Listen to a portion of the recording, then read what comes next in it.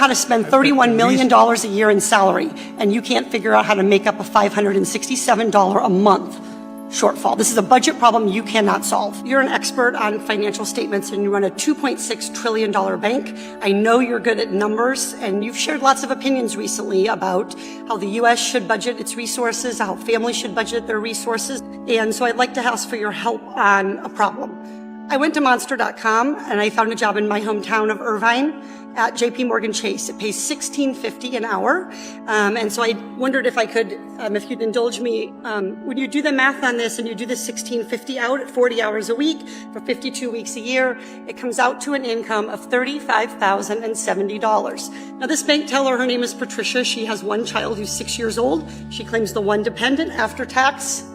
She has $29,100. We divide that by 12. She rents a one-bedroom apartment. She and her daughter sleep together in the same room. In Irvine, California, that average one-bedroom apartment is going to be $1,600. She spends $100 on utilities. Take away the $1,700 and she has net $725. She's like me. She drives a 2008 minivan and has gas. $400 for car expenses and gas, net $325. The Department of Agriculture says a low-cost food budget, that is ramen noodles, a low food budget is $400. That leaves her $77 in the red.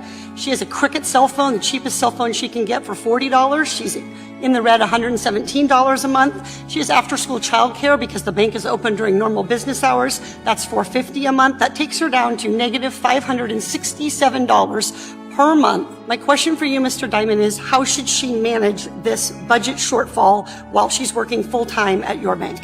I don't know. I'd have to think about that. Would you recommend that she take out a JP Morgan Chase credit card and run a deficit? I don't know. I'd have to think about it. Would you recommend that she overdraft at your bank and be charged overdraft fees? I don't know. I'd have to think about it. So I know you have a lot I'd love to call her up and have a conversation about her financial affairs and see if we can be helpful. See if you can find a way for her to live on less than the minimum that I've described. Just be helpful.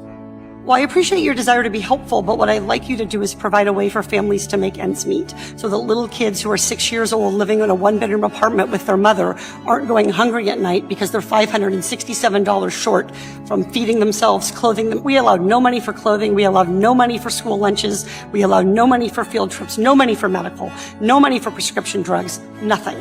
And she's short $567.